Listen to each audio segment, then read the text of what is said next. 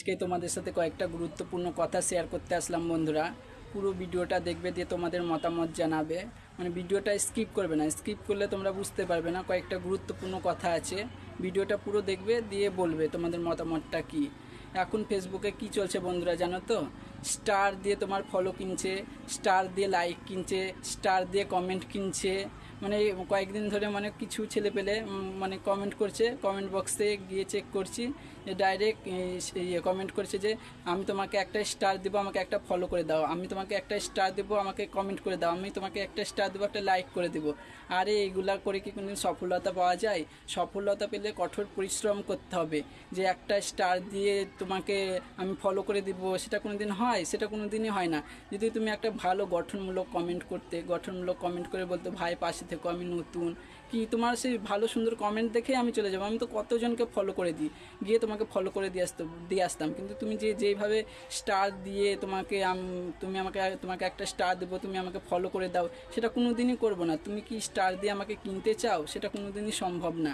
এগুলো বলা নিষেধ জানো তো, তাও যে তোমরা কেন বলো আমি বুঝতে পারি না। এটা আমি যত সম্ভবত শুনেছি এই কথাটা মেসেঞ্জারেও বলা নিষেধ, যে স্টারের কথাটা মেসেঞ্জারেও বলা নিষেধ। তোমরা ডাইরেক্ট যে এসে কমেন্ট বক্সে কী করে চাইছো আমি বুঝতে পারছি না।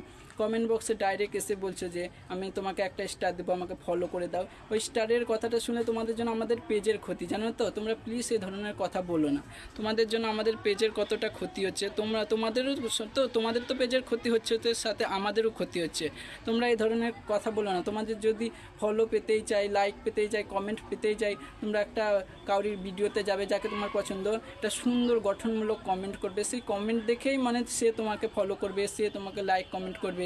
সেই তোমার সুন্দর কমেন্ট দেখে আরও একজন তোমার বাড়িতে যাবে, তোমাকে ফলো করবে, কমেন্ট করবে, লাইক করবে। এইভাবে প্লিজ কাউকে বলো না। তোমার জন্য মানে আমাদের কাজ করা মুশকিল হয়ে যাচ্ছে। ডাইরেক্ট এসে কমেন্ট বক্সে বলছো যে আমাকে ফলো করে দাও, আমি একটা স্টার দিব। স্টার দিয়ে কি তুমি আমাকে কিনতে চাইবে? কোনো দিনই সেটা আমি তো করবো না। যে করবে করবে, আমি তো কোনো দিন করবো না। তোমার জন্য মানে আমার কাজ করা মনে হচ্ছে যেন সমস্যা হয়ে যাচ্ছে। এরকম প্লিজ বলো না। মানে তুমি তোমাকে যদি ফেসবুকে সফলতা পেতে হয়, তোমাকে কঠোর পরিশ্রম করতে হবে। কঠোর পরিশ্রম না করলে তুমি কোনো দিনই পাবে না। তুমি কি স্টার দিয়ে কতজনকে তুমি স্টার দেবে? স্টার দিয়েই কি তুমি সফলতা পেয়ে যাবে?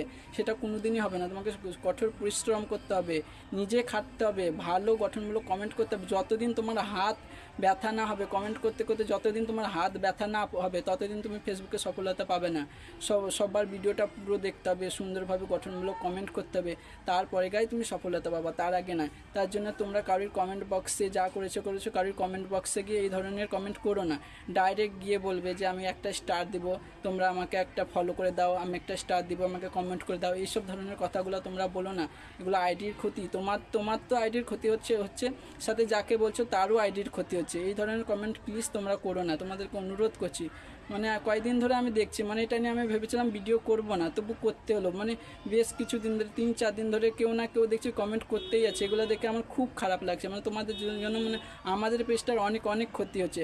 বন্ধুরা আমার এইটুকুই বলা ছিল, তোমাদের কার কি মতামত তোমরা প্লিজ একটু জানিও। আমি ভুল বললাম না খারাপ বললাম তোমরা কমেন্ট বক্সে জানাবে। আর এই ধরনের তোমাদেরকে আমি বারবার বলছি, এই ধরনের কমেন্ট তোমরা করবে না।